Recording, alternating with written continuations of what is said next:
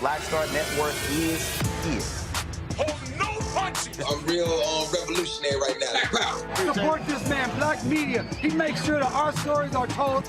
Thank you for being the voice of Black America, Roland. Stay black. I love y'all. All momentum we have now, we have to keep this going. The video looks phenomenal. See, there's a difference between Black Star Network and Black-owned media and something like CNN. You can't be Black-owned media and be scared. It's time to be smart. Bring your eyeballs home.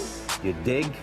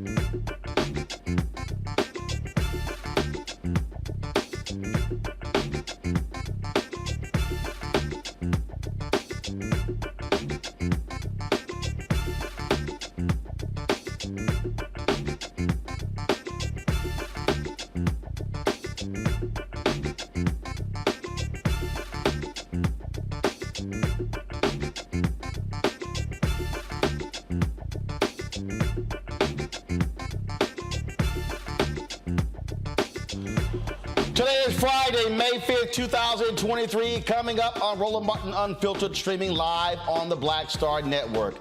The NAACP Legal Defense Fund has won a significant victory against the Mississippi state government, temporarily restoring Jackson residents' voting power and voice in how justice is administered in the city. We'll talk with the executive director of the Mississippi ACLU to discuss how this legal decision helps hold the Mississippi State GOP accountable for their blatant attack against the predominantly black capital city. Controversy is brewing in Georgia as Republican Governor Brian Kemp signs a bill granting an oversight commission the power to remove local prosecutors and DAs from their positions. We'll break it all down. New allegations have surfaced in the Clarence Thomas ethics scandal involving his wife, Ginni Thomas, and thousands of dollars of payments. These revelations have led to calls for massive ethics reform at the Supreme Court. Also, folks, the April 2023 job numbers have been released. Black unemployment goes down to a record low. Also, we'll be celebrating the life of icon Gina Belafonte by talking in an exclusive interview with one of his daughters, Gina Belafonte, as she talks about the impact of her father for the first time since he passed away. It is time to bring the funk on Roland Martin Unfiltered on the Black Star Network. Let's go. He's got it. Whatever the miss, he's on it. Whatever it is, he's got the scoop, the fact, the find. And when it breaks, he's right on time and it's rolling. Best believe he's knowing. Putting it down from sports to news to politics. With entertainment just for kicks, he's rolling. It's on go, roll, y'all. It's Roland Martin, rolling with Roland now. He's funky, he's fresh, he's real, the best, you know he's Roland Martin now.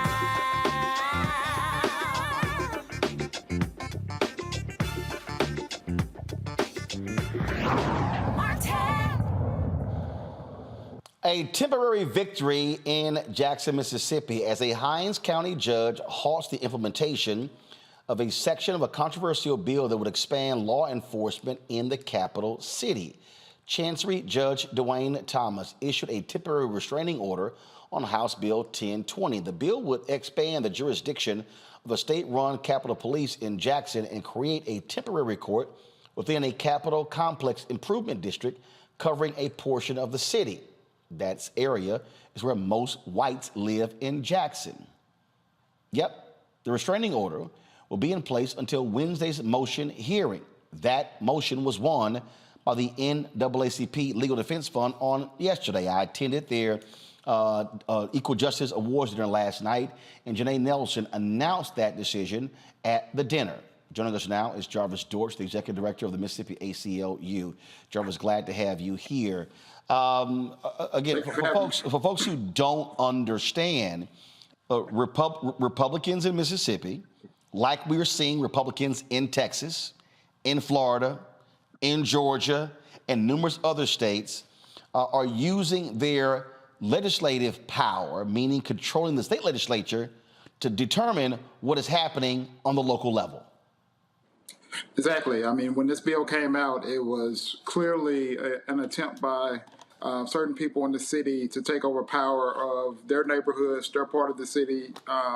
This bill was expansive and covered the most affluent, most white area of the city. These are people that are used to having political power over what happens in the city of Jackson. They don't think they have that power anymore, so they went to the state legislature to get, their own police force, their own judicial system. And even some of these bills that passed this year gave them their own funding for infrastructure. And again, what I'm trying to get people to understand is that, and we broke the numbers down, this area, this Capitol complex, it's literally where nearly all of the white residents in Jackson lives.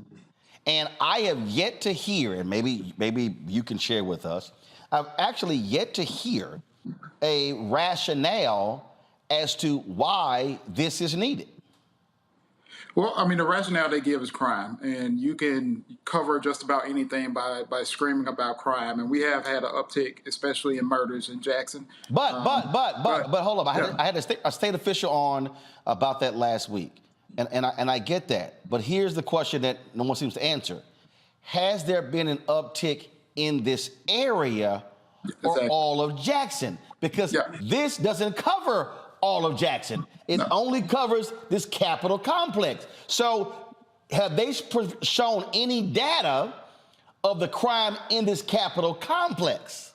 No, data isn't something they do at the Mississippi legislature. So no, they have not shown it. And you're right, the Capitol complex started off as an area around downtown, around the Capitol buildings, state office buildings. They've expanded it towards Northeast Jackson, which is the more affluent, more white part of the city. And it's definitely not in the area where we have seen an uptick in crime, and we haven't seen resources put into those areas. Actually, what we've seen with the Capitol Police expanding, we've seen police officers leave Jackson Police Department and go to Capitol Police because they get paid more. So, it's not really even, if your idea is to add more police on the streets, you're not doing that. You're just shifting them down to another place. And look, if they actually want to impact that, how about this, Republicans? Give more money to the city of Jackson for law enforcement. Yeah, I mean, and specify it should be used for salaries. Exactly. I mean, every time the city of Jackson has asked for funding or assistance, the state has said we're not going to do it, and if we do it, we're going to do it in a way where we have control over it. You actually have people leading this bill saying, well, we don't give money to police departments.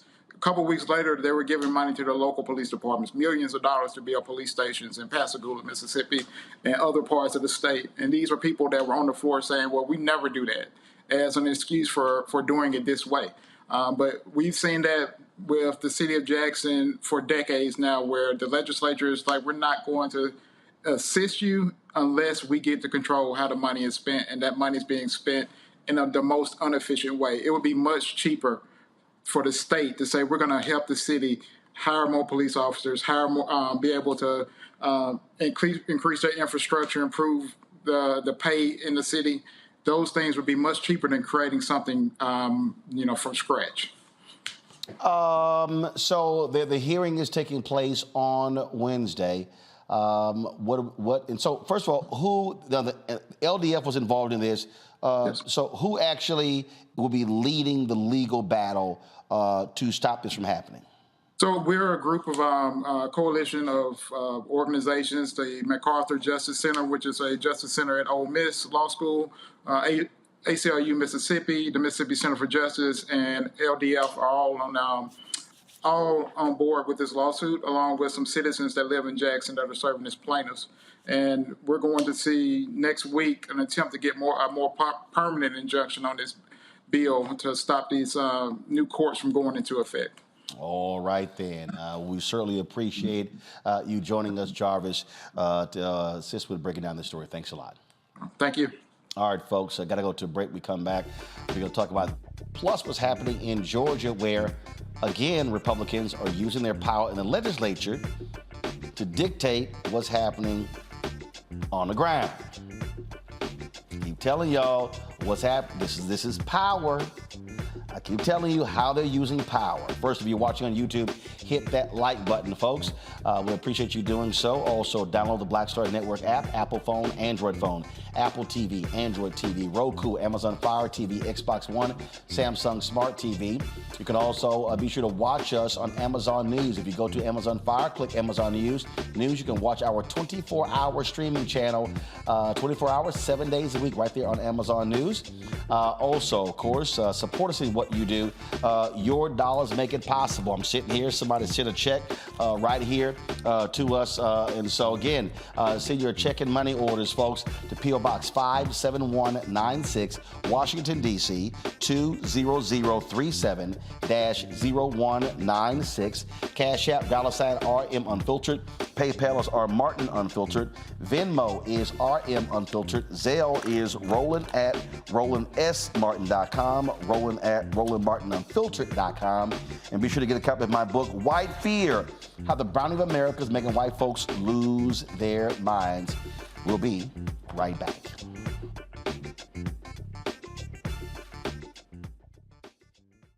Up next on The Frequency with me, Dee Barnes, our special guest, Alicia Garza, one of the founders of the Black Lives Matter movement. We're going to discuss her new book, The Purpose of Power, How We Come Together When We Fall Apart. We live in a world where we have to navigate, when we say something, people look at us funny, but when a man says the same thing less skillfully than we did, right? Everybody flocks towards what they said, even though it was your idea. Right here on The Frequency on the Black Star Network.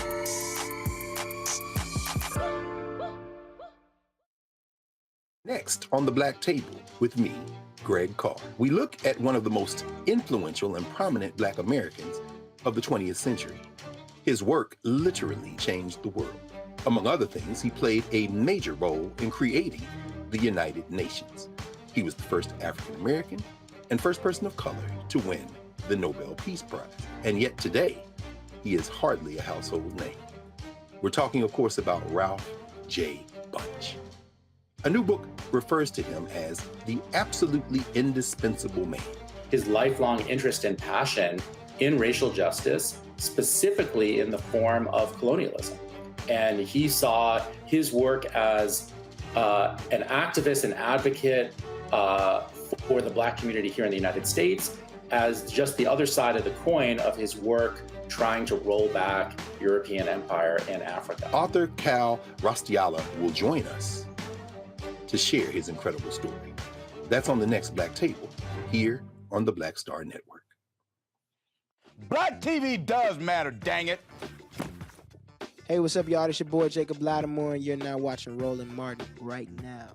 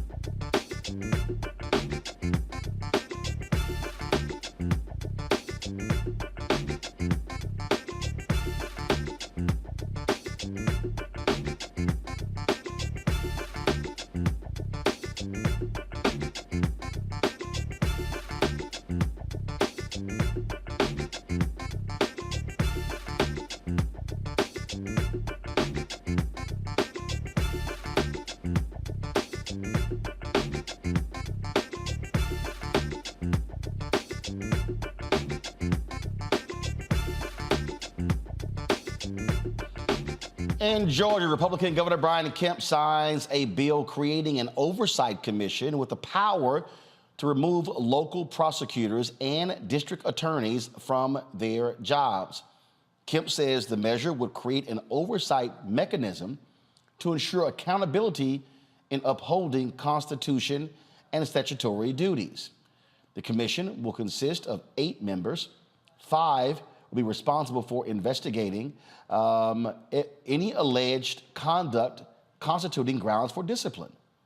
The other 3 will be for an adjudicating arm that issues out the punishment. Critics say this timing is really suspicious, especially with Fulton County District Attorney Fani Willis seriously weighing charges in connection with former President Donald Trump's actions in Georgia after the 2020 election. Democrats are concerned the commissioners will misuse their authority to punish or remove local prosecutors unnecessarily. Let's go to my panel, who joins us today. Matt Manning, civil rights attorney, joining us from Corpus Christi, Texas. We have, of course, Michael Imhotep, host of the African History Network show. Of course, he is joining us from Detroit. And Candace Kelly, she joins us right now, legal analyst from New Jersey. Glad to have all 3 of you here. So let's get right into this here. So when you look at Jackson, what's happening in Mississippi, you look at Georgia, you look at Governor Ron DeSantis in Florida going after prosecutors he doesn't like. Candace, this is absolutely Republicans using their power to silence progressives, using their power to exert control over black elected officials, the black population. It is an absolute abuse of authority by the GOP in numerous places around this country: Georgia, Texas, Florida, Mississippi, you name it.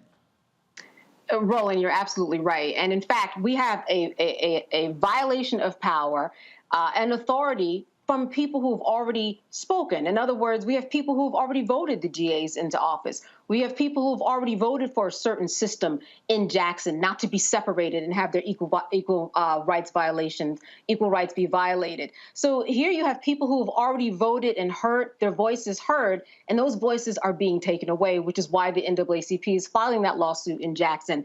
And one thing that we have to remember about the power that is being exerted by the Republicans in Georgia is that they're doing this, as you said, in preparation for the charges that are coming down on Donald Trump. This is something that DEA has been preparing for years. And she is not just preparing for these phone calls. She's preparing for the fake electors.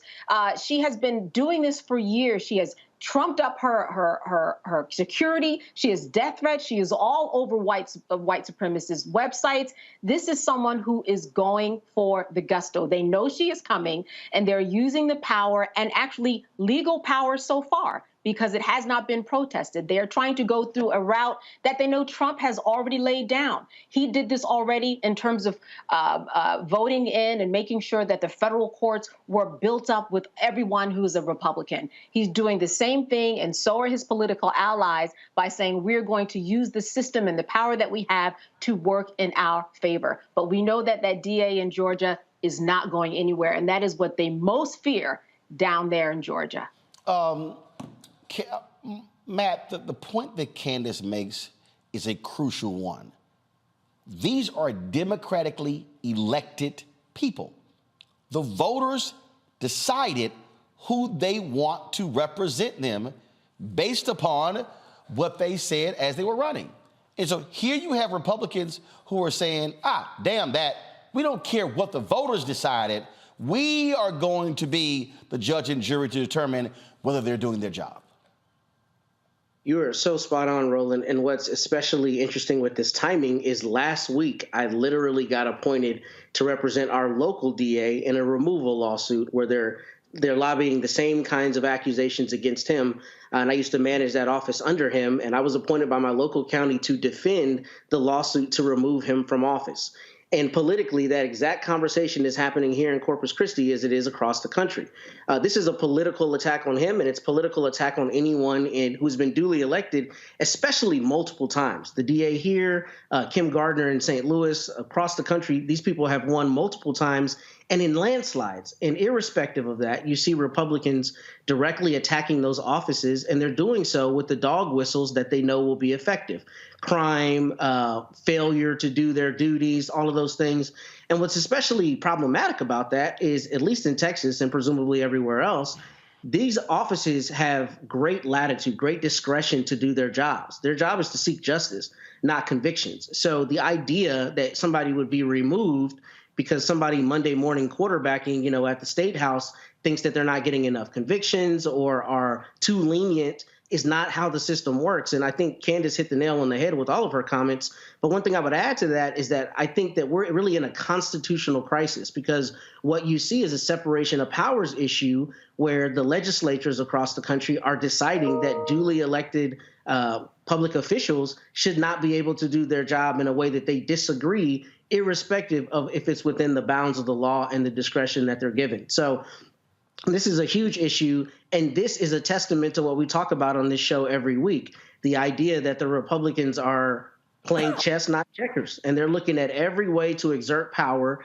particularly in the local offices where that has the greatest meaningful effect on people's lives. What happens at the school board affects your child's curriculum. What happens with your DA affects, the policies, and whether those policies are rooted towards justice and rehabilitation or rooted towards deterrence and retribution. All of these things on the local level are very important, and that's why the Republicans have a full-on onslaught across the country against duly elected people using the dog whistles and the fake rhetoric that we see. We know is not true, right? Because the reality is the law gives them this discretion.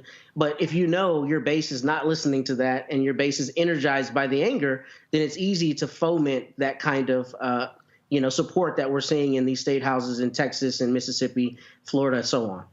But Michael, I'll expand this. Matt brought it up in terms of how Republicans are targeting Kim Gardner, the circuit attorney there in St. Louis. They also are trying to take over the St. Louis Police Department, no different than the governor controlling the Kansas City Police Department. For all of these people who love talking about Big Brother, getting rid of big government and local control, it's amazing how they want to meddle in local affairs of locally elected individuals. Yes, Roland, but it's local affairs when it comes to largely African-American elected officials, when it comes to African-American ran and police departments. If we look at, I think it's important to note that both of these states are in the South. Both are former Confederate states also. Okay, I think it's important to note that Mississippi and Georgia. With Mississippi, when I first heard this story in Mississippi, when the story came out April 23rd, and Mississippi Today reported on it, and I said, okay, Governor Tate Reeves, it looks like they are doing this so they can have more control over policing African Americans. But as I got deeper into the story, the Capitol Complex Improvement District is largely the white, more affluent area of Jackson, Mississippi. No, not largely. Nearly all whites in Jackson live in the complex. Yeah. So what this sounds like is the white governor, Tate Reeves, through the state legislature, this passed the House and the State House and Senate, they're taking power away from Jackson, Mississippi, led by Chokwe Lumumba, African-American man. And the state government is going to have more control over, it sounds like, protecting white people in Jackson, Mississippi. When you look at Georgia, Brian Kemp, and I have to take it here, I told African Americans in Georgia back in 2018 when Stacey Abrams was running that Stacey Abrams' policies were better for African Americans. So many of them said, oh, Stacey Abrams doesn't have a black agenda. I said, Brian Kemp has a black agenda. He has an anti-black agenda, okay? And the anti-black agenda is worse than, quote unquote, not having a black agenda. But you look at this here, it appears that this is designed to take away power for someone like a Fannie Lewis, who is going to prosecute Donald Trump. Again, what we're looking at here is very simple, and that is Republicans not liking any policy or a leader that they don't like. What this is about is them saying to the voters, the hell with who you elected. We don't care who you chose. We are going to determine how they do their job. When the folks in Texas want to control, again, to order a new election, and you pass a law that only applies to one of the 254 counties in all of Texas. One, Harris County. Again, that's targeting democratically elected folk who happen to be largely Democrats in Texas. That's how they're using their power. And so I'm gonna say it again. A lot of y'all and some of the people who y'all know, and some of your family members and friends, y'all can listen to these yahoos, these so-called new black media people, folks who don't know jack about politics. Y'all can listen to them talk all day. Y'all can listen to them talk about not voting. Y'all can listen to them try to call somebody a shield, whatever you want to call them. What the Republican, listen to me very clearly, because those yahoos are not going to tell you what I'm about to tell you. The Republican Party is absolutely focused on limiting and eliminating black voices. It's fundamentally clear what they are trying to do. When you see the attack on Soros-funded DAs, they do not want to see the sister in Florida, who we had on the other day. They did not want to see Marilyn Mosby. They don't want to see Alvin Bragg. They don't want to see Fannie Willis. They can't stand the white guy Larry Krasner in Philadelphia. They don't like they hate Kim Gardner. They don't like anybody. They hate the white progressive DA in Los Angeles. What I'm trying to get y'all to understand is if you sitting your ass on the sidelines, but you talking about how you want certain policies, how you gonna get them? How are you going to get the policies you claim you want if the very folk who are put in office to give you the policies you want are stopped? When you had Aramis Ayala, elected state prosecutor in Florida, no, I am not going to prosecute death penalty cases. Matt knows this. Any lawyer knows, Candace knows this. The district attorney has the prerogative to determine what direction they're going to go in. This Brian Kemp law, the DA, let me be real clear to everybody listening and watching. The district attorney does not have to pursue the death penalty in cases. They have an option. They don't have to pursue. That's why you have first-degree murder, second-degree murder, third-degree murder, manslaughter 1, manslaughter 2. I mean, you have different variations of murder. It's their judgment. What Republicans are saying is, we don't like your judgment. We are going to judge and decide what you should do. So therefore, if the people work their butts off to go to the polls, to put Fannie Willis in, to put Kim Foxx in, we're going to remove them. And we don't really care what you think. We're going to remove them. DeSantis removed a white prosecutor in Florida. Was it Andrew Weber? I forgot his last name. I think so. He's going after the sister, Monique. Y'all, this is real. And so when you sit out the gubernatorial race, that's how the Ron DeSantis win. When you sit out the gubernatorial race in Georgia, that's how Brian Kemp wins. When 75% of young voters 18 to 30 in Texas don't vote, that's how Greg Abbott gets reelected. And so if you're sitting here now going, well, this is a damn shame, what did you do about it? Mm-hmm. What did you do about the state Supreme Court of North Carolina? Folks, we're laying these things out to you because you need to understand the game plan that they are executing is completely focused on limiting and eliminating black representation unless you are a black Republican. Y'all better recognize, because they're not stopping. They're going full steam ahead. And we had better respond accordingly. You're watching Roland Martin Unfiltered on the Black Star Network. Hatred on the streets, a horrific scene, a white nationalist rally that descended into deadly violence.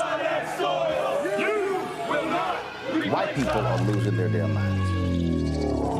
As an angry pro-Trump mob storms the U.S. Capitol, we've seen shooting. We're about to see the rise of what I call white minority resistance. We have seen white folks in this country who simply cannot tolerate black folks voting. I think what we're seeing is the inevitable result of violent denial. This is part of American history. Every time that people of color have made progress, whether real or symbolic, there has been what Carol Anderson at Emory University calls white rage as a backlash. This is the rise of the Proud Boys and the Boogaloo Boys. America, there's going to be more of this. Here's all the Proud Boys, guys. This country is getting increasingly racist in its behaviors and its attitudes because of the fear of white people. The fear that they're taking our jobs, they're taking our resources, they're taking our women. This is white fear.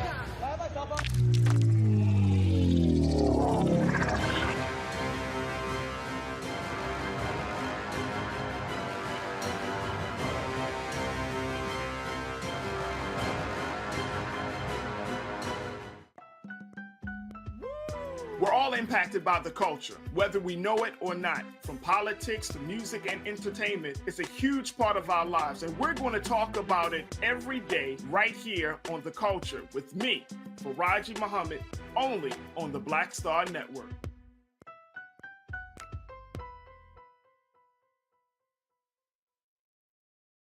Hi, I'm Anthony Brown from Anthony Brown and Group Therapy. Hi, I'm BB Winans. Hey, I'm Donnie Simpson. What's up? I'm Lance Gross, and you're watching Roland Martin Unfiltered.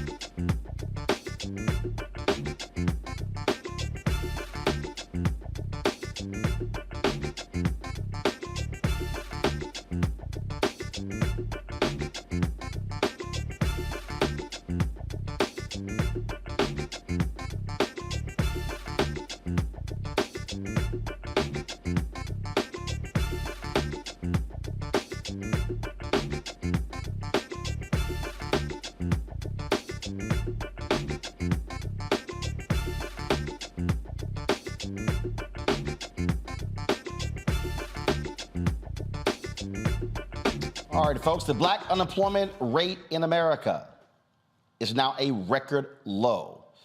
April job numbers came out today from the Bureau of Labor Statistics, and it shows that the black unemployment rate is now 4.7%. It was 5.0% in March. Now, remember when that black conservative was on the other day, Stacey, what's her name? And she lied about, oh, how great the economy was for black people under Donald Trump and called it a record low? Stacey, this is what a record low looks like. So you were lying then, and you're still lying.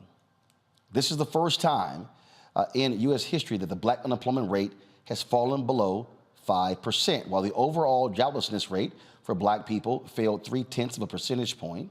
The unemployment rate for black men dropped along with the unemployment rate for black teens. But for black women, the unemployment rate grew slightly following a March jobs report, in which they also reached a historic jobless low.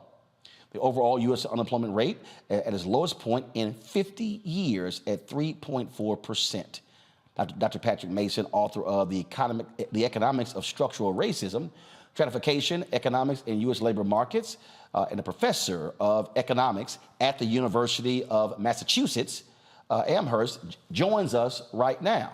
All right, Patrick, glad to have you here. So when we look at these numbers, when the Larry Summers of the world were like, oh, we got to lower inflation, which means we got to cause unemployment to go up, which is still stupid to me. And these people are yelling, oh, how awful the economy is. Just explain to me, if the economy is so awful, how do we keep setting unemployment records? Well, the economy is not as awful as people like Summers might want to make it. I mean, he's looking solely at inflation, and that's all he's worried about. I am much more worried about whether or not African Americans have jobs. Right? I mean, the best way to keep people out of poverty is to make sure that they have a job. The best way to make sure that people can pay their mortgage is to make sure they have a job. The best way to make sure that they can keep their children in college is to make sure they have jobs. Health insurance is tied to a job. So I am ecstatic to see these low employment numbers, and my hope is that the Fed will not keep pushing interest rates up so much till it choke off the jobs. I mean, why choke off the best economy we've seen in a long time? I mean, yeah, that's why I'm just sitting here. I just sort of laugh when I see these people run around and talk about, oh my God, the economy is just so awful, and things were just so amazing for black people under Donald Trump. No, hardly. Actually, things have begun to improve, and the good news about these unemployment rate numbers is that they are true reflections of the level of joblessness. Another number that I like to look at is the employment to population ratio, which is just the probability that a person has a job. That number is now higher for African Americans than it was in March of 2020 when the pandemic shutdown struck. So it's about 57.8% then. The employment population ratio is about 60% now. So the probability of having a job is higher. You know, sometimes the unemployment number will go down just because people will stop looking. But that's not what's happening in this case. The unemployment number is going down because people are getting jobs. And I think it's a fantastic thing when people are getting jobs. And it puts to lie another myth that's often heard about African Americans is we don't want to work. Well, we work when there are jobs available and people hire us. And right now, you're seeing the unemployment numbers are low. That means that people who might not otherwise have jobs, they're working and improving things for their families. Well, and again, this is just what just befuddles me when we see, again, how the economy is being described. And now we're seeing also inflation coming down. We're now seeing supply chain stabilize. And so all of the stuff before, the empty shelves and, waiting 6 and 9 months for furniture, we're seeing how after 2.5 years of COVID, how all of those things that impacted the supply chain, which impacted inflation, but really it was also the greed of many companies that was causing inflation. We're seeing how these forces are moving together. And so it's just wild to me how these people are assuming, they're just assuming that this is just a terrible, awful, like I said, we had some black conservative on who was like, oh my God, this Biden economy is just the worst. It's just destroying the entire country. And I literally travel around the country and I'm like, what world are you living in? Yeah. Well, I mean, there are these people out here who just have crazy ideological beliefs, and they'll say anything. But the numbers don't lie. The unemployment rate is historically low. The employment population ratio is up higher than has been in a long time. The earnings have gone up. So, and if you look at for most households, especially for most African American households, income is mostly earnings, wages, paycheck income. There's not a lot of property income. So earnings are higher. More people are working, men and women. This is a very good economy. And inflation, from my perspective, is not out of hand. It's not an outrageous number. And I just hope the Fed does not keep raising interest rates to the point where we choke off this economy that's trying to go to what would be full employment for us. Now, I think the current rate of 4.7% sort of shows you how bad unemployment is for African Americans. I mean, typically when white American unemployment is at 4.7% or 5%, that's a recession number. But our numbers have been so high for so long, to when we get to what is really a recession number for white Americans, we celebrate. Well, I want to see that unemployment number get down even lower, right? So that everybody out there who wants a job will have one.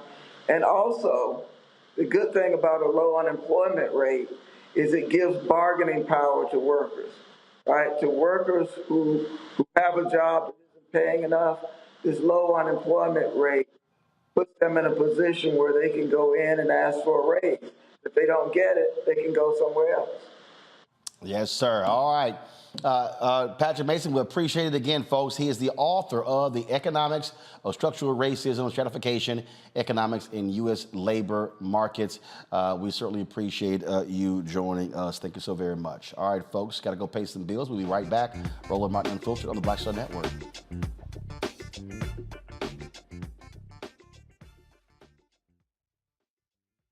When you talk about blackness and what happens in black culture, we're about covering these things that matter to us, speaking to our issues and concerns. This is a genuine people-powered movement. There's a lot of stuff that we're not getting. You get it, and you spread the word. We wish to plead our own cause.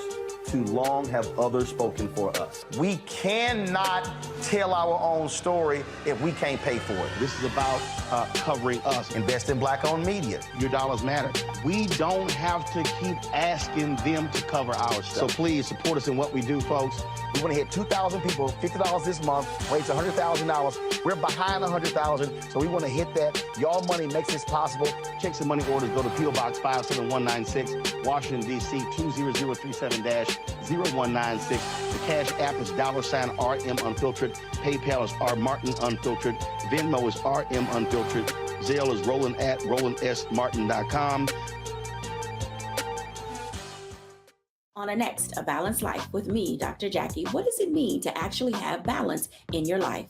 Why is it important and how do you get there? A masterclass on the art of balance. It could change your life. Find the harmony of your life. And so what beat can you maintain at a good pace? What cadence can keep you running that marathon? Because we know we're going to have, high levels, we're going to have low levels, but where can you find that flow, that harmonious pace? That's all next on A Balanced Life on Black Star Network. What's up? I'm Dr. Ricky Dillard, the choir master. Hey, yo, Peace World. What's going on? It's the Love King of R&B, Raheem Devon, and you're watching Roland Martin Unfiltered.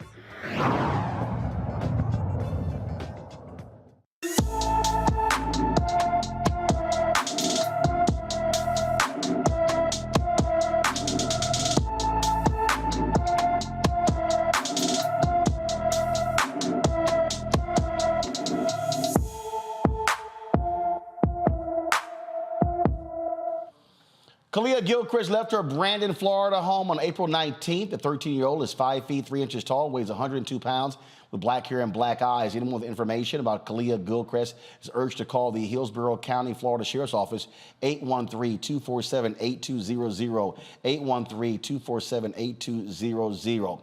Folks, in a stunning turn of events, St. Louis, Missouri's Circuit Attorney Kim Gardner resigned from her position amid allegations of negligence. Gardner faced intense scrutiny in recent months, with Republican leaders in the legislature, including Attorney General Andrew Bailey, calling for her ouster. Bailey launched a legal effort to remove Gardner from office in February, citing too many cases, including homicides, going unpunished under her watch. Gardner, the first black woman to hold the position of circuit attorney in St. Louis, has endured massive criticism from both sides of the political spectrum. Some have praised her for her efforts to reform the criminal justice system and her commitment to prosecuting police officers accused of misconduct. However, others have accused her of mishandling high-profile cases and failing to prosecute violent criminals adequately. Her resignation will be effective June 1st. No word on who will replace her. Matt, I'm going to start with you. We've interviewed her several times on this show. I mean, they have been going after her from day one. Yeah, they have. They weren't happy at all about her being elected. And what you see with prosecutors that, you know, the powers that be, if you will, don't want to get elected is they start out never giving them the benefit of the doubt, not allowing the policies to work, picking apart every little data point that they can to show that they're either ineffective or incompetent. And that's what's happened with Kim. And it's especially the truth when you have somebody like Kim, who is internally very strong and is not going to cower and is not going to back down, irrespective of whoever is opposing her. So, you know, that didn't help her in terms of necessarily making friends, but this is precisely the kind of politician that you should want, a person who says what they're going to do and then does what they said they were going to do. And that's been the problem is, you know, there are people who cannot deal with her strength, I think, realistically. Now, I think there are some objective questions about the office and whether it's working the way it should be. As you said, both sides of the aisle have had criticisms, but that's inherent in a job like this, particularly one where a prosecutor is given a lot of latitude to make the decisions that she thinks are appropriate. You know, everybody reading headlines first never knows how the criminal justice system works, and two, ascribes to that prosecutor all of the responsibility for things, quote, going wrong, when in reality, there are a lot of other players in the criminal justice system that don't always get that same focus. So it's unfortunate what we're seeing with Kim, and I hate to see that she resigned, but I do appreciate, you know, the strength and the fortitude that she had, even in indicting the governor. I mean, I know those charges were ultimately dropped, but that takes a great deal of courage to say, we think we have the evidence on a person that's powerful and we're going to bring an indictment. And, you know, I'm just glad that she served the citizens the way she did. And the final point I'll make is I do like that this is really a sacrificial move. My understanding is she brokered a deal that she would actually resign so that the people of the city of St. Louis might still have the opportunity to popularly elect their DA. I understand she's embattled, but that's a really important part that cannot go unstated here, that she's resigning so that the people still have the opportunity to choose their prosecutor. And that should be the most important part here, because it's the people who determine who's in that office, not other representatives who want to make their names on the political headlines, including this attorney general who seems to be trying to steal every headline he can anytime something comes up. And presumably he's, you know, got his sights on some higher office. So I think there's more at play here than questions about her, you know, performance. Candace, we had her on a couple of months ago talking about this very issue with the Attorney General. And again, it has been a constant attack on her repeatedly. She said today that you had judges who were literally telling lawyers to leave her office was good for your career. I mean, she was dealing with a whole lot of stuff from various quarters. She was. And Roland, here's what's key. Like Matt said, they were nitpicking at her, and they're not done. They will more than likely bring her up in charges in the future for failing to carry out and perform her duties. I think one of the interesting things, and you just touch upon this, is that as the judges were telling attorneys to leave the office, they were following that advice, and they were leaving the office. When you have an office like Kim's that doesn't have enough money, what happens is that all of the attorneys, they get bogged down with these cases. So people have to understand that the strategy was not just with Kim, the strategy was with everybody who worked with her. Because with you give an attorney too much of a caseload where they really can't perform or carry out their duties in a way that rises to the way that they were sworn in by the American Bar Association, then you fall into the arena of malpractice and malfeasance. And nobody wants that. So if your caseload is too much and you don't have people helping you, now your mentors have even gone that have been helping you on your caseload because you might be some new attorney by 2.5 years, you get out of there because you might be brought up on charges for not doing your job because the workload is just too much. So their strategy was get her people out, get Kim out, and just create havoc in the office, and that's exactly what they did. Michael, Sheik also complained that they were essentially defunding her office, making it difficult for her to actually hire other people as well. And she said that's what was going on. And so she's like, it just happened over and over and over again. Yeah, Roland, I remember under the Trump administration, St. Louis Circuit Attorney Kim Gardner was attacked basically by Attorney General William Barr. So Republicans have been after her, as they have been many other progressive DAs, especially African-American female progressive DAs as well. And when they are trying to utilize the law that is perceived as being somewhat fair to African Americans, and not trying to over-prosecute for low-level offenses and things of this nature, you get this huge backlash, especially at the state level, largely controlled by white people, and here you're controlled by white Republicans. So the recurring theme through these few segments, Roland, has been power. When it comes to politics, understanding power and how to utilize power to vote the people in the office to bring into existence the policies that we want. This is the interview. We have to remain vigilant on this. This is the interview when she was on our show 2 months ago.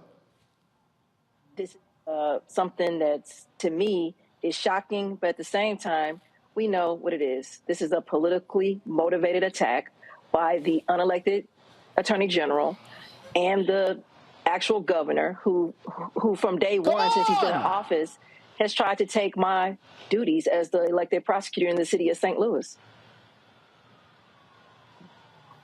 So, first of all, what authority does he have to, quote, fire you? You're elected. Well, that's the problem. Right now in Missouri, we're participating with. So, again, if y'all want to see the interview we did with Kim Gardner, it's on our YouTube channel. I was trying to show you right there. You heard some of that.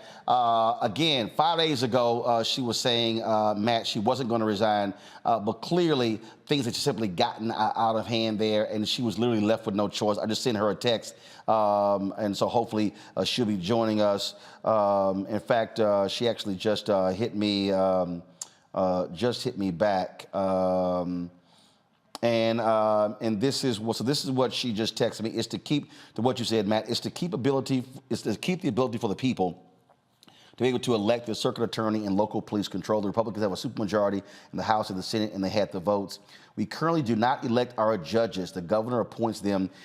We would never be able to elect our circuit attorney. And so she, of course, submitted that letter of resignation as well. Matt, go ahead. Well, here's the problem with that, Roland. As I was reading about that, I was concerned. I mean, I don't know how you can actually enforce that deal. So, I mean, I like it. I like the spirit of it, and I'm a supporter of Kim Gardner. I think we need more Kim Gardners leading us around the country with the fortitude that Kim has always shown. But the problem is, if they do have a Republican supermajority, I don't know how she can prevent, via her resignation, them just implementing the same plan they were trying to implement. And that's what concerns me. I appreciate her sacrifice here, but I don't know if it's something that will be enforceable. And that's what concerns me. And the thing about this that is so disingenuous and so dishonest is these Republicans are the same people who sit in DA's offices and say that their daughter Muffy just had a lapse in judgment and she should get the leniency that they don't like if some kid across town who lives in the part of town they don't care about has the same offense, he should have the book thrown at him. And that's what disgusts me about this, because these are the same people who will find a way to one-off any kind of, criminal offense or accusation if it's advantageous to them. But if it's, us, we're mongrelized, right, and made to seem as criminals. Case in point, Ken Paxton has been under indictment under Texas law for 7 years. 7 years for securities fraud. He hasn't been prosecuted a day in his life. But if you pick up a simple offense down the road and the case gets dismissed, now the DA is not doing his or her work, and it's a shell game, and it's all a sham.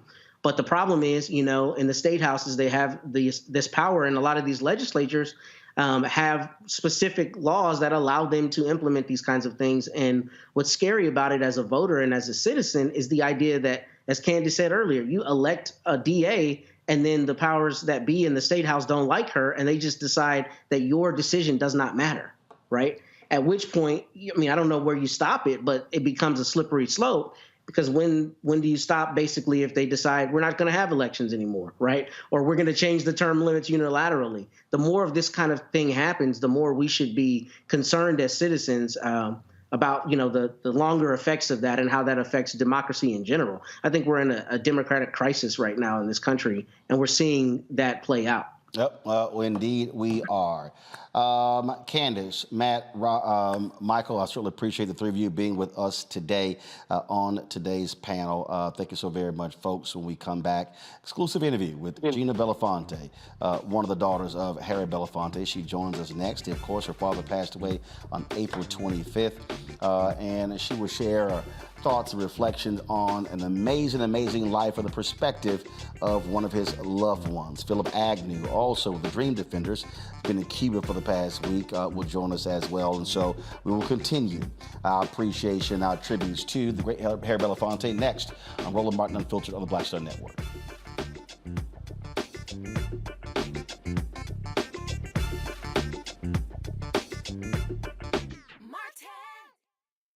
When you talk about blackness and what happens in black culture, we're about covering these things that matter to us, speaking to our issues and concerns. This is a genuine people-powered movement. There's a lot of stuff that we're not getting. You get it, and you spread the word. We wish to plead our own cause. Too long have others spoken for us. We cannot tell our own story if we can't pay for it. This is about covering us. Invest in black-owned media. Your dollars matter. We don't have to keep asking them to cover our stuff. So please support us in what we do, folks. We want to hit 2,000 people, $50 this month, raise $100,000. We're behind 100,000, so we want to hit that. Y'all money makes this possible. Check some money orders. Go to P.O. Box 57196, Washington, D.C. 20037-0196. The Cash App is $RM Unfiltered. PayPal is R Martin Unfiltered. Venmo is RM Unfiltered. Zelle is Roland at RolandSMartin.com. Up next on The Frequency with me, Dee Barnes, our special guest, Alicia Garza, one of the founders of the Black Lives Matter movement. We're going to discuss her new book, The Purpose of Power, How We Come Together When We Fall Apart. We live in a world where we have to navigate, when we say something, people look at us funny, but when a man says the same thing less skillfully than we did, right? Right. Everybody flocks towards what they said, even though it was your idea. Right here on The Frequency on the Black Star Network.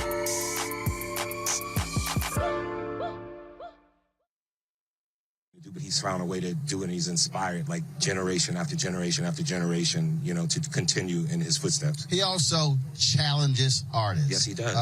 He is not one to be shy. You can't be down with Mr. Belafonte if you're not willing to do something.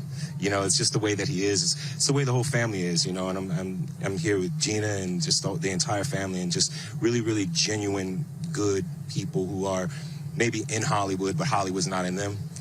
So just he knows what's important, and he's instilled that in his legacy that will continue to carry on. And I think what's the most important is that his legacy is not just singing, it's not just acting, but really putting it on the line that frankly has been deemed by many people to be far more important than the artist piece. It's the activist piece. Sure.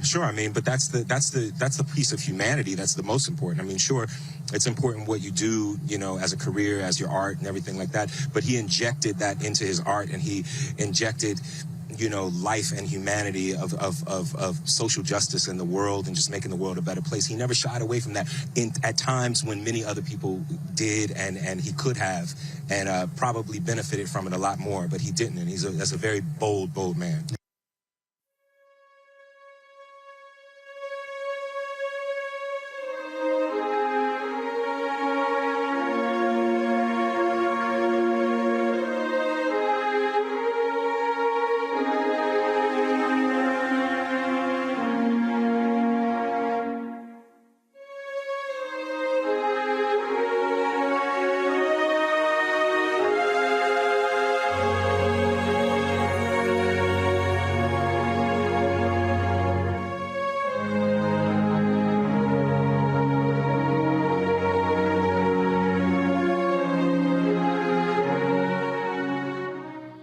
It was April 25th when the world found out that Harry Belafonte passed away at the age of 96 at his home in New York City. It was 4 years ago when he retired from public life, and he, of course, led an amazing life. Interviewed him numerous times, talked to him, and he was just engaged in so many different areas all across this country and across this world. Very few people knew him as well as my next guest, Gina Belafonte, one of the daughters of Harry Belafonte, of course, co-founder with him with Sankofa. She joins us right now. Gina, glad to have you here on the show. Certainly our condolences to you and the Belafonte family with the loss of truly a true giant. For us, he was an artist, he was a singer, he was an actor, he was an activist. But for you, he was dad. Yes, he was. Thank you so much for having me today. If you hear any other little background noises, I have some dogs, so just ignore them. It's all good. Thank you for having me, and thank you so much for spending so much of your precious airtime on celebrating him and his life and his legacy and all the amazing work and art that he was able to create while he was with us. Well, we were, of course, in New York last year for his 95th birthday. So many people came out for that celebration. He wasn't there physically, but was watching the stream as well. It really was a great celebration that you and others put together. Just take us through the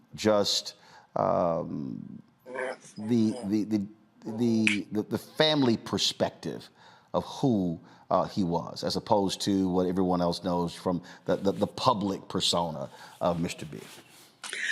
Well, I mean, all of us, his children at least, we all have different relationships with him.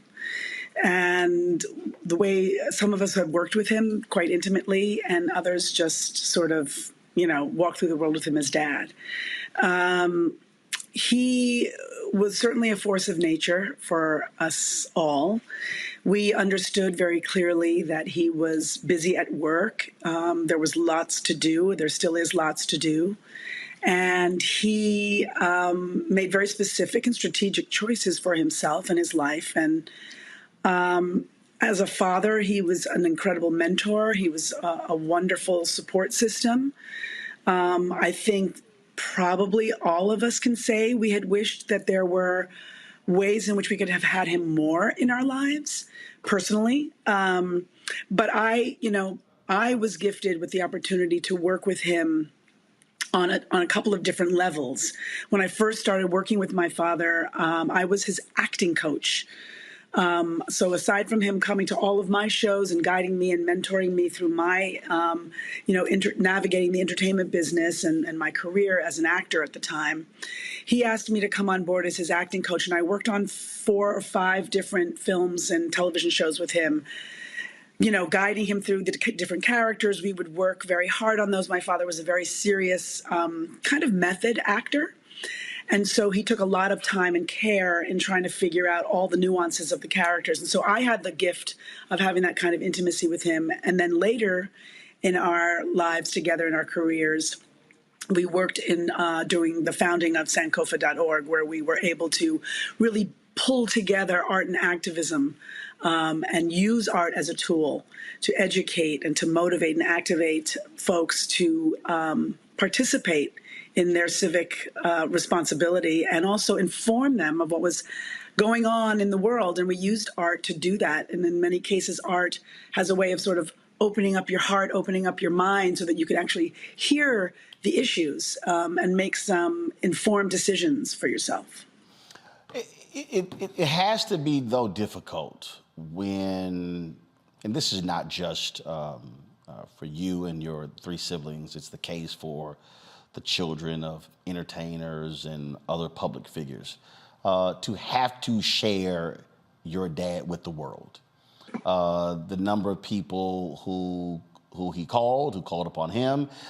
He was, before he retired from public life, was extremely busy traveling, doing those different things, was always doing something, engaged in something, working on different projects. That's, I mean, look, I mean, we all would love to, as you say, spend more time and do more with our parents, but you literally had to share him with the world. Right. Well, depending on, what your belief is, mine is that I somehow, came into the world with that contract. It might not have been a conscious understanding as a child growing up, but as an adult, I have done a lot of work in my own journey as a human being on this planet, to understand that, there are a lot of people that needed him. There are a lot of people that needed him so that they could be validated. There's a lot of people that needed him so that they could be uplifted and so that their platforms could rise.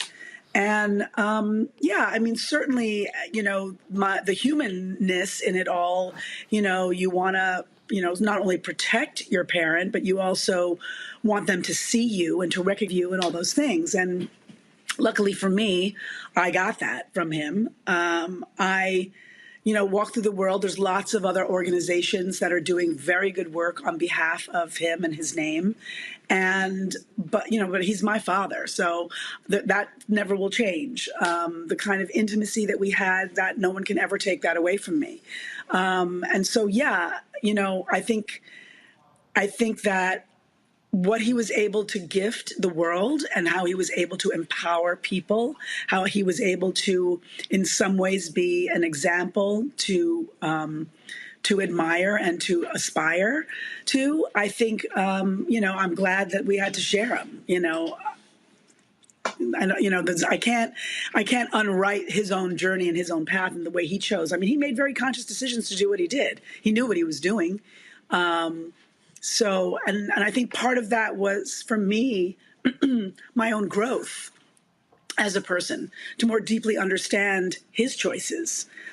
I don't make necessarily the same choices that he makes as it relates to my parenting skills in the way of my relationship with my daughter. But I do appreciate that he walked his talk and he did what he needed to do for his journey.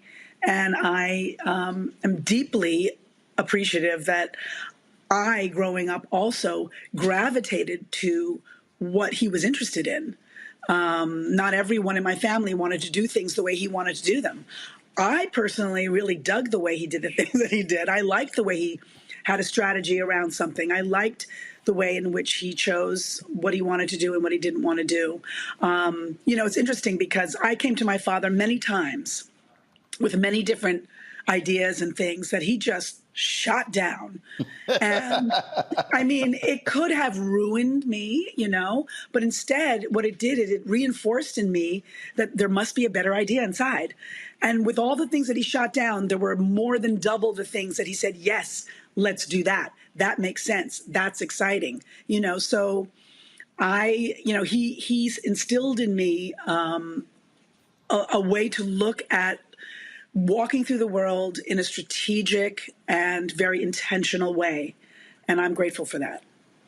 Gotta go to a break. We come back. We'll continue our conversation with Gina Belafonte, with celebrating the life and legacy of her father, Harry Belafonte. Folks, YouTube folks, be sure to hit that like button. Also, be sure to download our Black Star Network app. Apple phone, Android phone, Apple TV, Android TV, Roku, Amazon Fire TV, Xbox One, Samsung Smart TV. If you want to see the other tributes that we have paid to Mr. B, you can always catch that as well on the Black Star Network app. And then, of course, you can also support our work in what we do by joining our Bring the Funk fan club. Checking money orders, P.O. Box 57196, Washington, D.C. 20037-0196. Cash App, $RM Unfiltered. PayPal, R Martin Unfiltered. Venmo is RM Unfiltered. Zelle, Roland at RolandSMartin.com. Roland at RolandMartinUnfiltered.com. We'll be right back.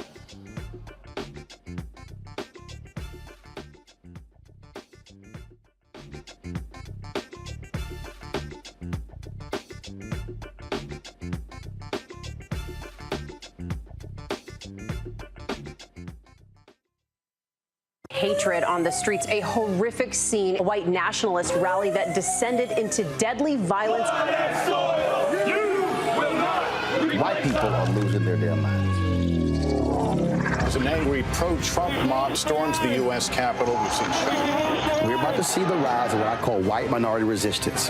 We have seen white folks in this country who simply cannot tolerate black folks voting. I think what we're seeing is the inevitable result of violent denial. This is part of American history. Every time that people of color have made progress, whether real or symbolic, there has been what Carol Anderson at Emory University calls white rage as a backlash. This is the rise of the Proud Boys and the Boogaloo Boys. America, there's going to be more of this. Here's all the Proud Boys, guys. This country is getting increasingly racist in its behaviors and its attitudes because of the fear of white people. The fear that they're taking our jobs, they're taking our resources, they're taking our women. This is white fear.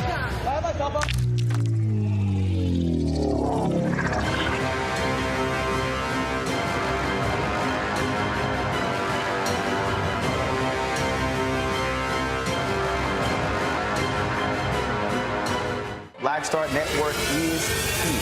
Oh, no punch! I'm real revolutionary right now. Thank you for being the voice of Black America. All momentum we have now, we have to keep this going. The video looks phenomenal. See, there's a difference between Black Star Network and black-owned media and something like CNN. You can't be black-owned media and be scared. It's time to be smart. Bring your eyeballs home. You dig?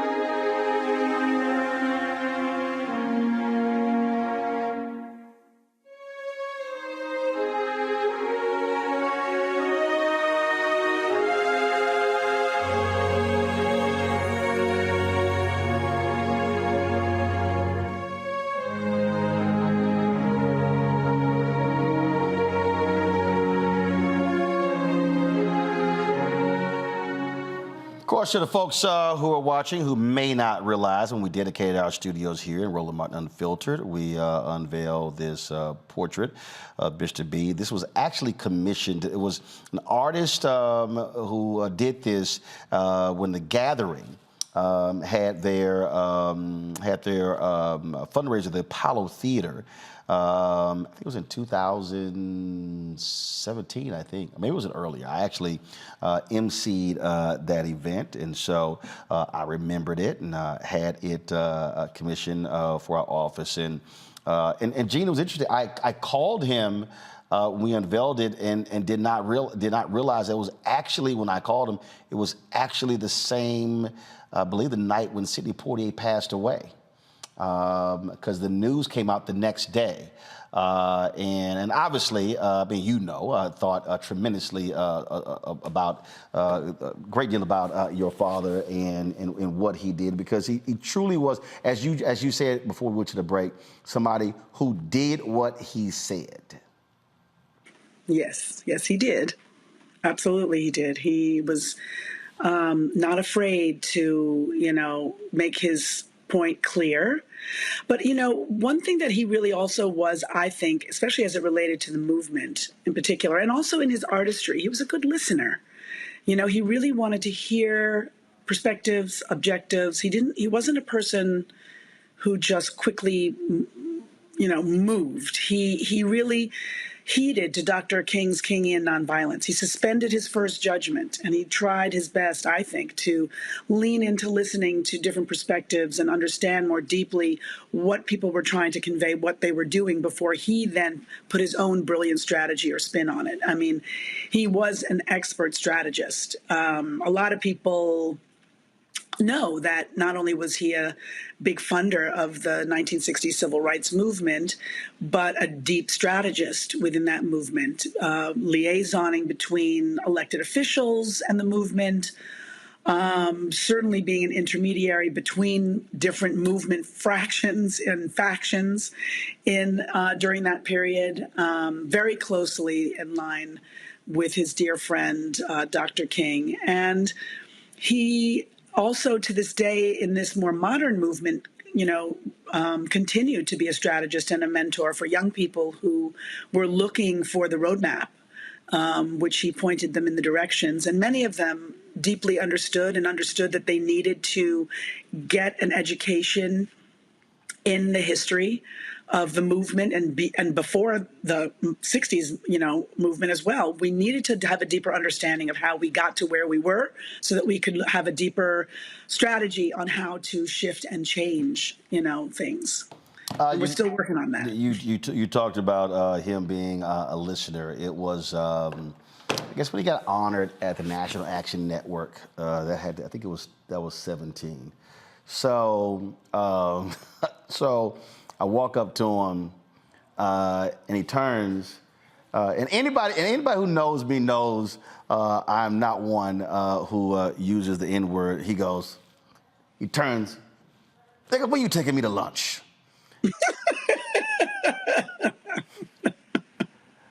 I looked at him and I went, I said, "No, we're going to talk about this N-word thing." But I thought you were going to say to me that you turned to him and you said, "Nigga, where you want to go?" No, but I did say, so where you want to go? He was like, I said, you don't let me know. So we worked the date. I got on the train. We came to New York.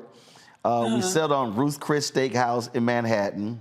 Nice. And so we're sitting there, and he was working on a book, and we're talking, and I want to listen to him. He's like, "No, I want to listen to you." He's like, he was big like that. I want to hear your thoughts. Yeah, no, he was not a person who just wanted to run his mouth. He wanted to really. And I said, "No, I want to hear." He said, "No, I want to hear what you think." He said, "So I got some questions for you, and I want to hear what you think about all these things." And I'm like, "I'm not trying to say that. I want to hear what you." So we like going back and forth. I'm like, "Okay, fine, ask your question." Yeah, I mean, he was interested in what other people thought and what their perspectives were, and he wanted to see if there was a way in which he could support not only what they were doing, but maybe offer them a different strategy or a different way to look at, whatever it is that they were trying to accomplish. He was so fond of you, Roland. He really believed in your platform, your work. He believed in the way in which you wanted to be unapologetically Black in the space and really give us a platform where we can be who we truly are and speak the way we speak and say what's on our hearts. And that is something that I hope you know. He was very, very, very fond of you and really appreciated you. Probably one of the funniest things, so he calls me. So this is before the Many Rivers Festival. So he calls me, and so he's trying to drive attention for the event. And so phone rings, and it was always hilarious because he always blocked his number. So it was like no caller ID. So I was like, "Oh, who the hell?" So I answer, "Hey, this is Roland Martin. Hello." I was like, "Mr. B, how do you know it's me?" I said, "Who the hell else sounds like this?" I said, "Ain't nobody else sound like this." And he just busts out laughing. He just cracks up laughing. And that was the thing that people, I don't think, again, people would see him speak and they would just do all this, but had no idea he had an His sense of humor. ridiculous sense of humor. Yes, he did. He did. He liked to tell jokes. He liked to definitely uplift people and make people laugh. And he was a very, very, very funny and very witty person. And thank goodness, because he was so articulate about the issues and about his conviction of them and his conviction of what it was that he wanted to accomplish. So he was very funny and always, found a way in which to, have his humor come through. And he absolutely understood in terms of when the race is finished. What I mean by that is when he made that phone call, so we come to New York and we sit down and do the interview. And when the interview was over, we're sitting there and or maybe it was before they were setting up. That was after. It was after. And we're talking. He said that he had just gotten over a bout with pneumonia. He said, I almost canceled this interview. And he was talking and I saw at a former producer who was talking about that at this discussion he was talking about death. No, he wasn't. He was not talking about what he was talking to me, because first of all I'm like, he was talking to me. He wasn't talking to anybody else. He said, this may be my last interview of this type, and he was preparing the withdrawal from public life. Sure. And he was, and we talked about the different things that he was working on. And in fact, 2 years later, when I went to the XQ America event in New York, they actually played this video. And I reached out to them, because I remember watching it then and was just blown away by it. But also what he had to say about what he did in his life, but even in that, the call to action. I want to play that and then talk to you on the flip side. Y'all go ahead and play it. I'm very sorry that I'm not able to be with you in person. This is, a matter of fact, maybe my last hurrah. But I want to welcome all of you here and to tell you that I think everything I've done with my life, all that I've tried to do with the many people I've encountered, from Paul Robeson to Dr. King to Nelson Mandela and others, I've walked my journey, and I don't think that there's much more left for me to say. If you happen to catch me on the street with a camera, or you happen to catch me in some public place, then I'm going to be sure I don't do anything that will embarrass anyone. But I do think that I've made the last walk. I think I've done my turn. And I just want to get out here and observe the universe that I am leaving behind, with a sense of satisfaction that I've done all I could do and wanted to do and was able to do. And now it's time for those who have inherited the history of the civil rights movement, the history of the struggle. It's now your turn to get out there and bring a rewarding closure to this endless struggle for equality in this place that calls America the land of the free. I've often reflected on that statement, the land of the free. Free to do what? Free to be what?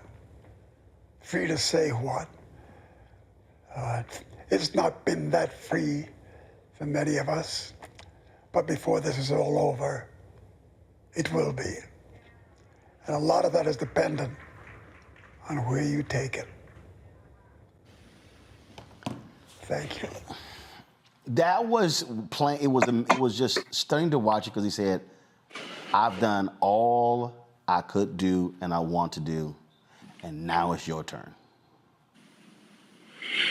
Yeah, I think that, different people age differently.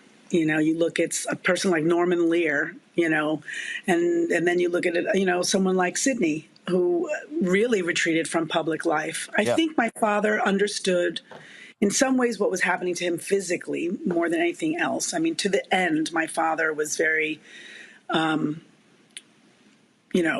communicative. If you asked him a question, he could answer it, kind of a thing. But I think that, it just became more difficult for him to pull for the words and more difficult for him to struggle to articulate. He's such an articulate person. And I think he wanted to leave the world with an image of himself that was intact, that, we didn't think of someone who was diminished. And, he like I said, he's a high school dropout and such an articulate person. He was able to pull from his own, study, words and sentences, phrases and sentiments that, and so had such a beautiful, use of language. So I think that, I think he wanted to pass the baton quite specifically to a lot of people, who need to carry it forward. It's going to take a lot of us to get this work together and done. And, he did all that he could do. I mean, at that point in his life, what more could we draw from him that he hadn't already put forward for us to carry forward? It's interesting because I think he also understood that in some ways, whatever new models or approaches we might come up with moving forward, they were not things that were at his own imagination or disposal. He was a craftsman for much of the architecture alongside some of the most brilliant minds of the civil rights movement. And he learned from his peers. He learned from Dr. King. He learned from Fannie Lou Hamer.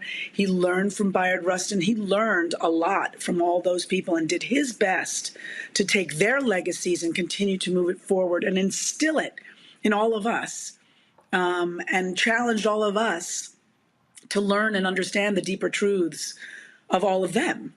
And I think that, he was speaking his absolute truth, that, it's time, and it has been time for some time, for us to, carry the mantle forward and trust in each other and really do the work.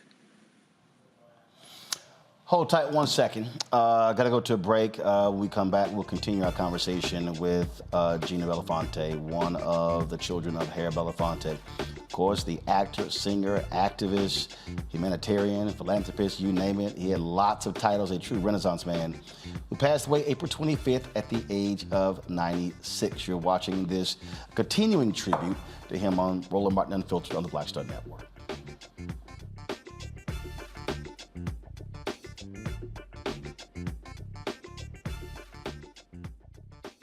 Next on The Black Table with me, Greg Carr, we look at one of the most influential and prominent Black Americans of the 20th century.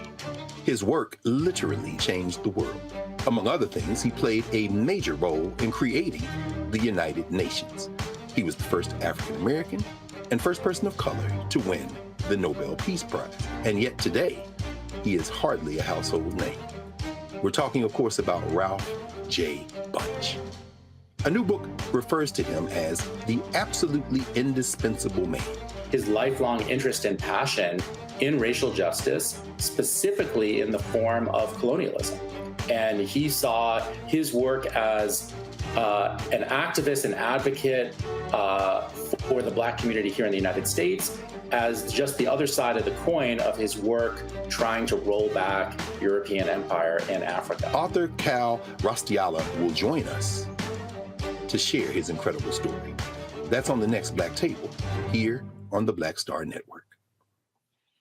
Up next on The Frequency with me, Dee Barnes, our special guest, Alicia Garza, one of the founders of the Black Lives Matter movement. We're going to discuss her new book, The Purpose of Power, How We Come Together When We Fall Apart. We live in a world where we have to navigate, when we say something, people look at us funny, but when a man says the same thing less skillfully than we did, right?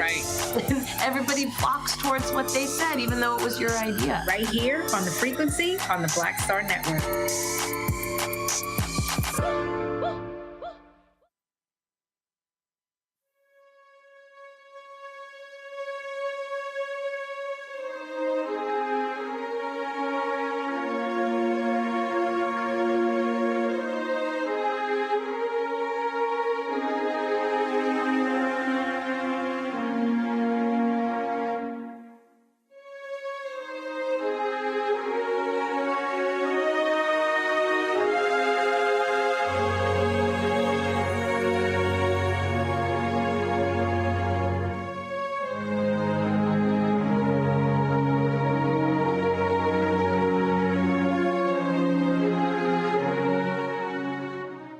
All right, folks, welcome back to Roland Martin Unfiltered. One of the things that, Gina, I always thought it was interesting is that your dad did not just want to hang around people his age.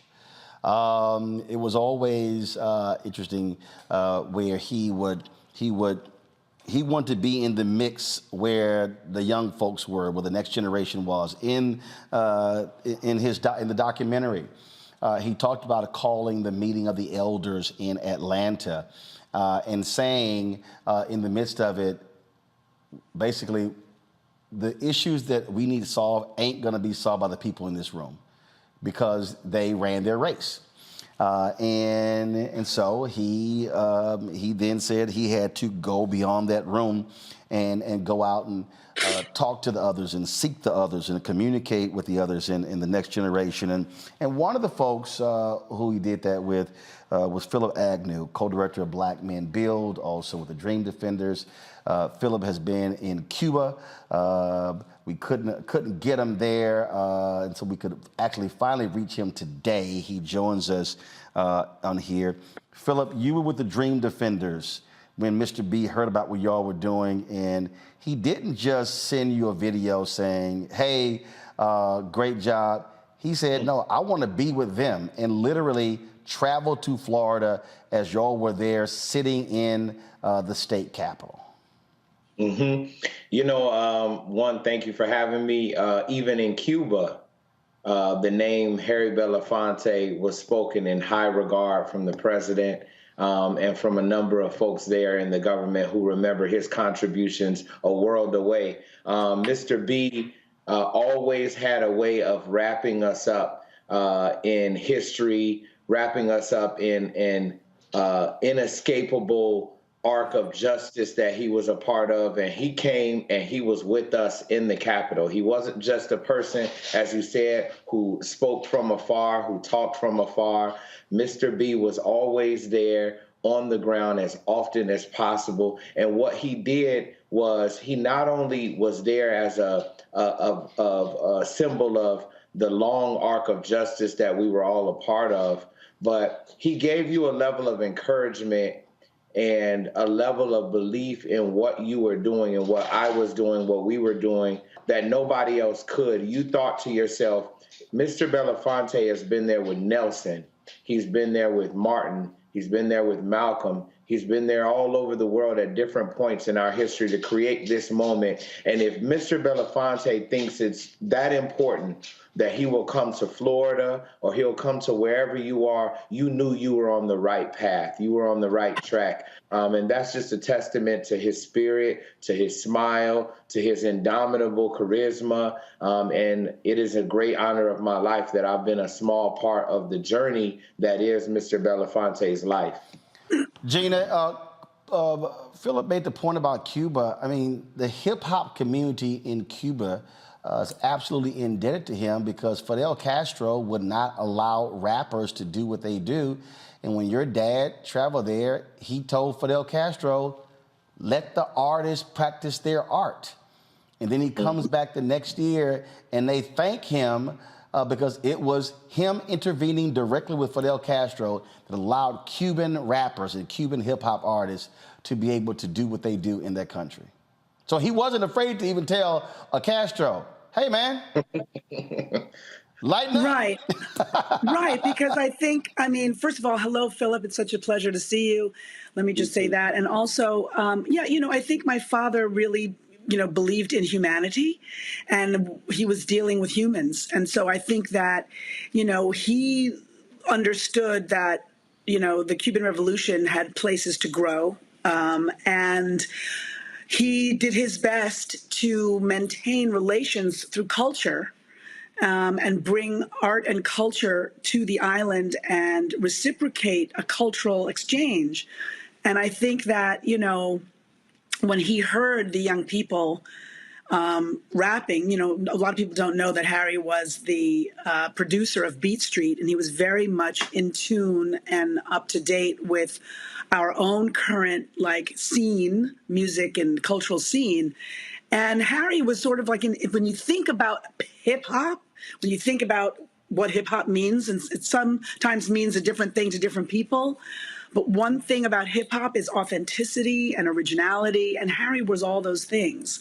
And so he understood the importance of how culture needed to not be suppressed, and that he wanted to ensure that young people everywhere had an opportunity to express their identity and express themselves. And so, he told Fidel that there were some young artists that he came in contact with that had no place to cultivate their craft and really work on their craft, and that it is important, especially if you want to, as he always used to say to us, win them to your cause.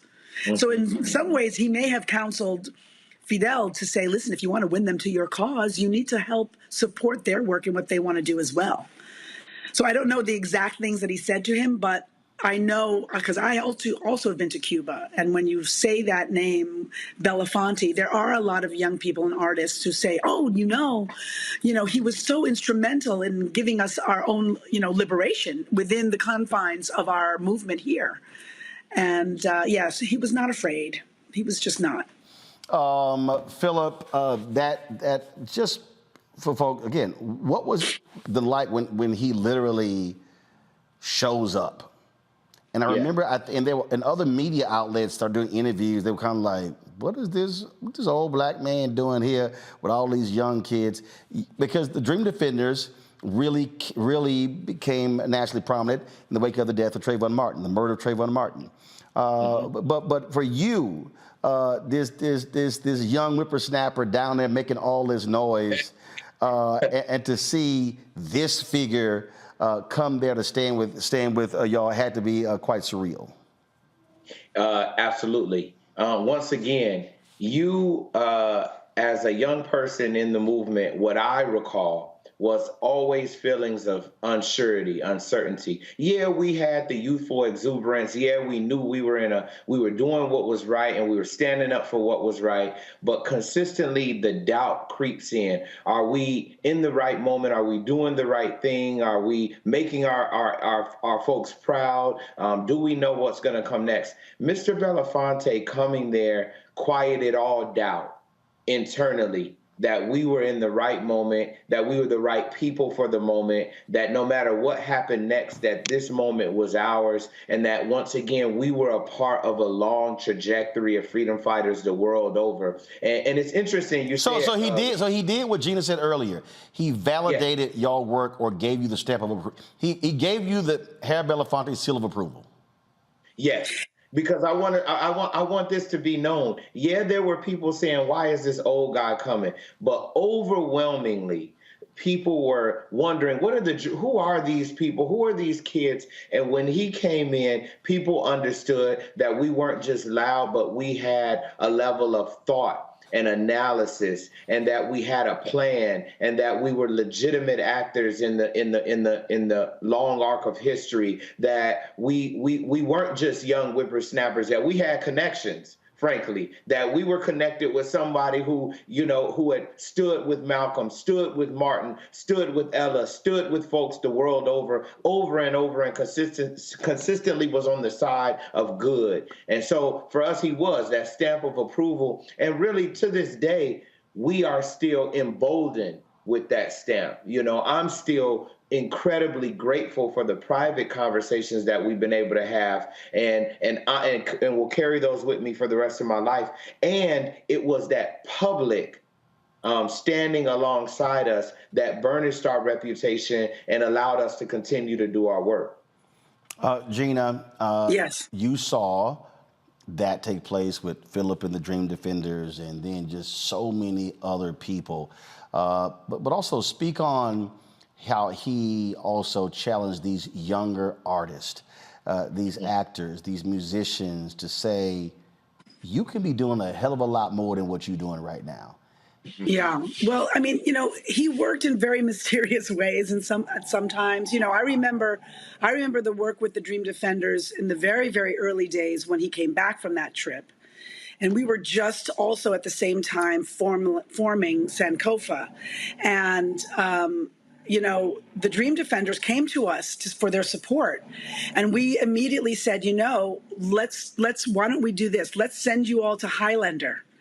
Yeah. Let's finance an opportunity for you all to come together to actually create that strategy that Philip was discussing and talking about, and also give a political education to some of the other folks that are around you that may not quite be as hip to what's happening, so that you can educate your peers, so that you guys can take that deeper dive.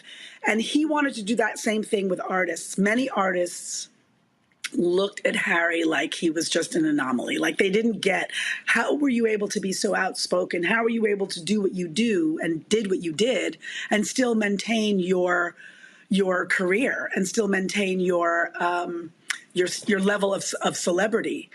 And I think, there are a couple of things to be said about that. Certainly it was a different time. We did not have the same kind of technology.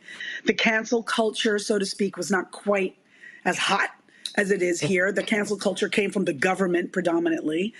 And, while my father was in some ways blacklisted and fired from jobs that he no longer wanted to participate in if they had to be of a certain way, he was able to be authentic and true to his voice. And so he wanted to find a way to engage young artists in an opportunity to understand that there are strategic ways that you can use your platform to educate your audiences, and that you can bring your audiences in to let them know about what are some of the things that are happening around you, whether it's through your lyrics, whether it's through the music you choose to sing, whether it's, documentaries or the films and the stories you choose to tell.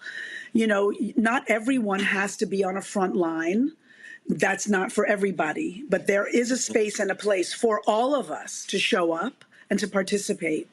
And I think that he wanted to really let young artists and all artists know that there's work to do and we all have an opportunity to participate. Philip, you talked about a lot of those conversations. There were a lot of things that you can remember, but what's that one thing that stands out the most? Oh, that's hard. You might stump me here. I wouldn't be a good alpha if I didn't. You know what? You're right. And now I got to be a beta nu alpha here, FAMU alpha, and respond. You know what? Because right now I've got to be genuine and authentic with what comes to mind. What I will always remember about every conversation that I've ever had with Mr. B was how intently he listened to me. I'm trying right now to recall some pearl that he told me, and I actually have a bunch of stuff recorded on my phone, Gina, from conversations that I've had with Mr. B and Danny. But the biggest thing that will always stick with me was sitting in a room with Mr. B and watching him look me in the eyes and listen to what I had to say intently. He wouldn't, he would lean over, Gina, you know about this, and he would just be listening. And I remember I would get done with a rant and I would get done with saying something that I thought was smart, but really didn't feel quite sure about. And he would always look at, and he would ask the most insightful questions.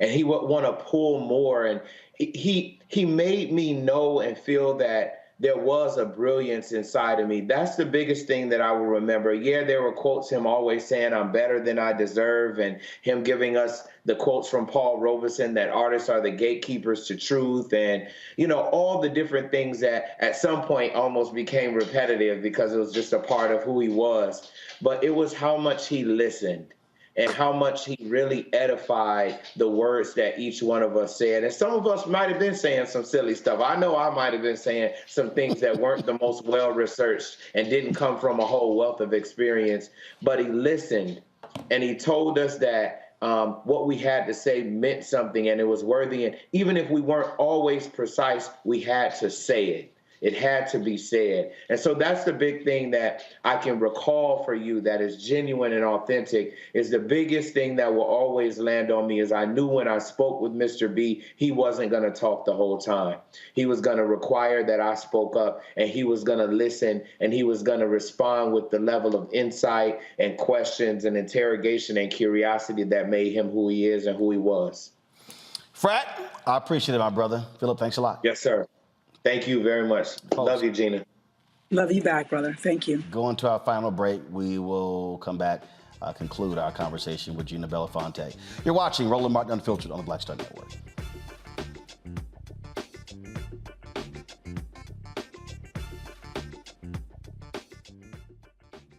On the next Get Wealthy with me, Deborah Owens, America's Wealth Coach, nurses are the backbone of the healthcare industry, and yet only 7% of them are Black. What's the reason for that low number? Well, a lack of opportunities and growth in their profession. Joining us on the next Get Wealthy is Needy Bartanillich. She's going to be sharing exactly what nurses need to do and what approach they need to take ownership of their success. So the Black Nurse Collaborative really spawned from a place and a desire to create opportunities to uplift each other, those of us in the profession, to also look and reach back and create pipelines and opportunities for other nurses like us. That's right here on Get Wealthy, only on Black Star Network. Black Star Network is here. Oh, no punch! I'm real revolutionary right now. Thank you for being the voice of Black America. All momentum we have now, we have to keep this going. The video looks phenomenal. See, there's a difference between Black Star Network and Black-owned media and something like CNN. You can't be Black-owned media and be scared. It's time to be smart. Bring your eyeballs home. You dig?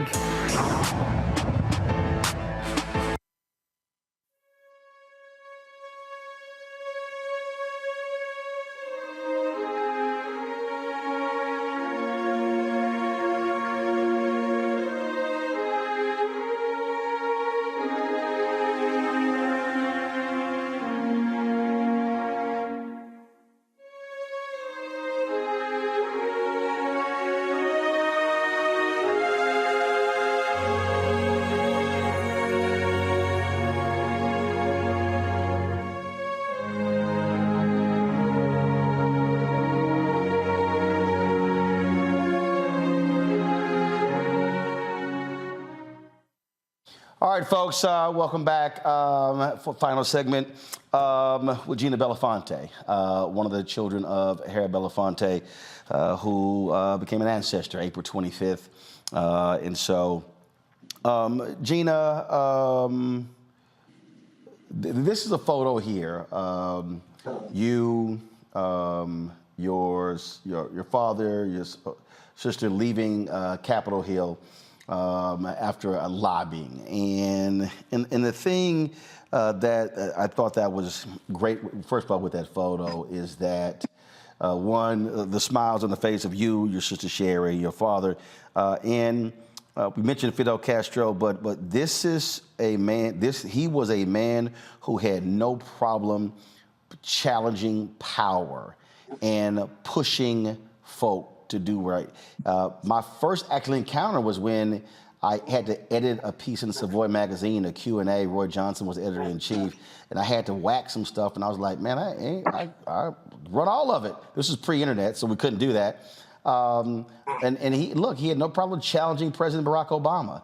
And so it didn't matter. It didn't matter what your position was. He fully expected more of political leaders.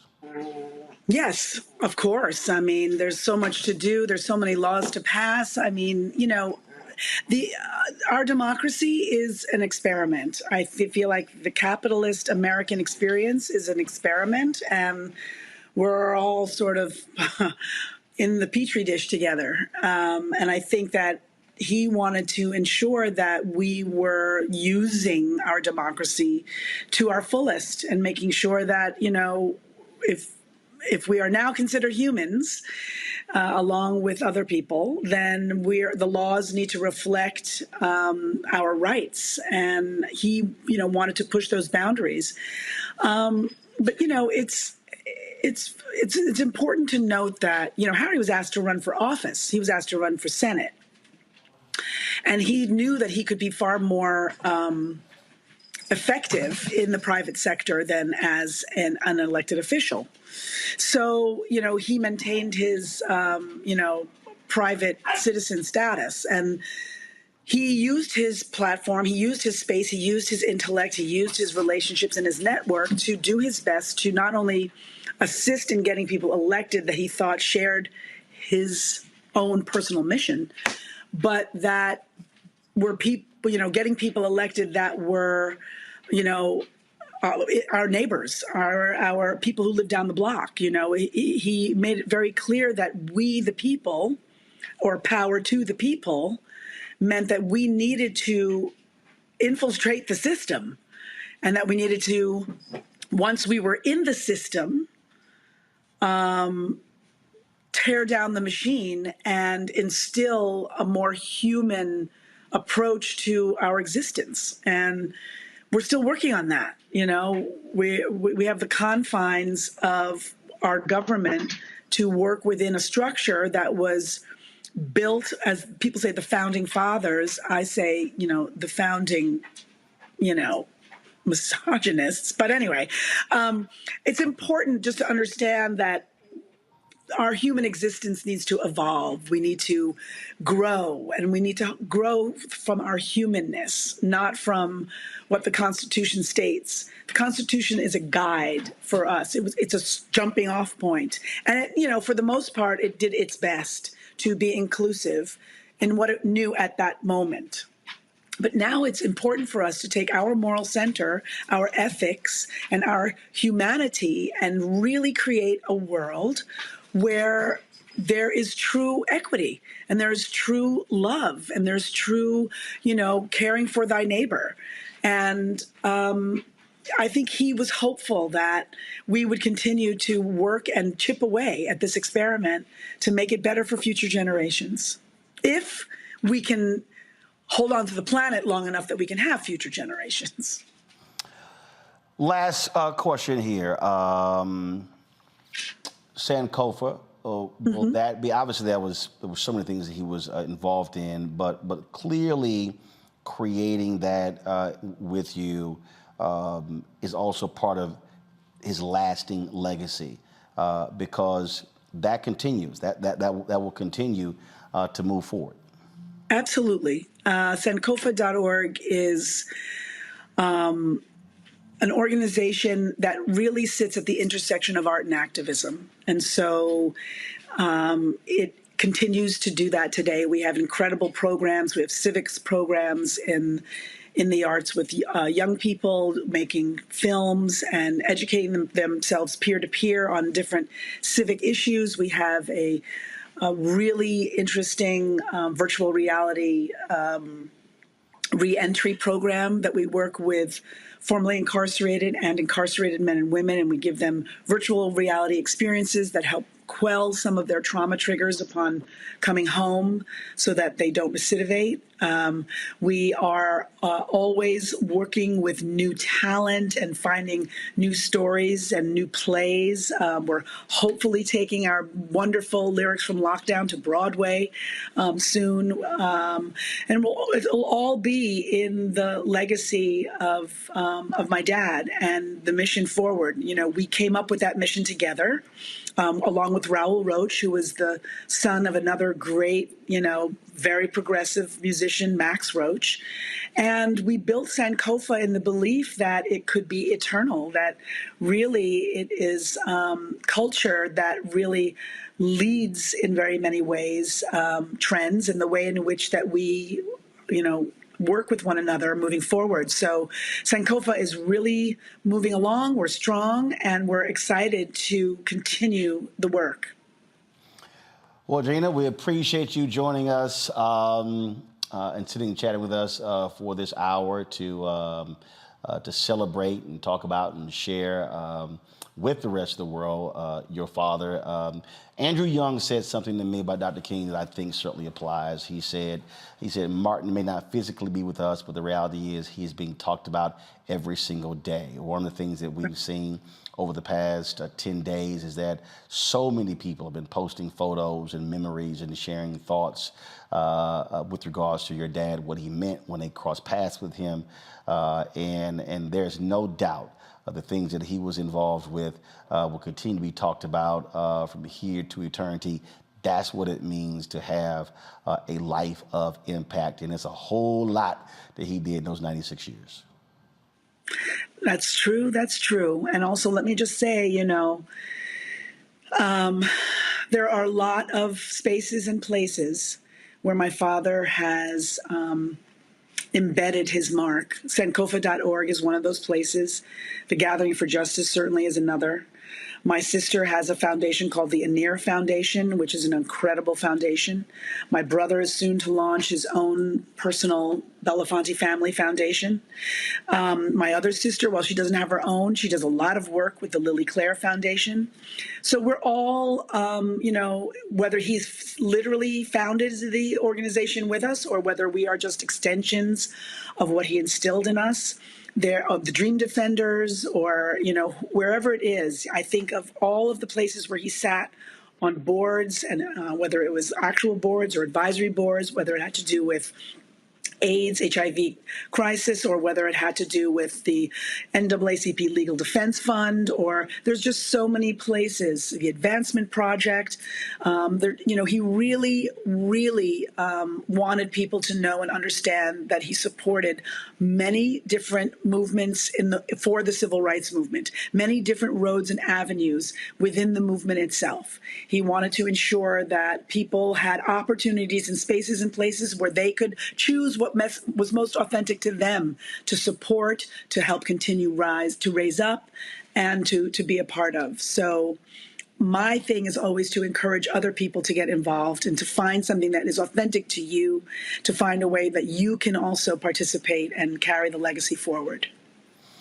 Well, that is certainly the case, and he definitely, I enjoyed our time together, having fun, and this is one of the photos of the last sit-down we had in his office, where we had way too much fun, cracking jokes, and having a good time, and so he certainly will be missed, but we absolutely will remember him.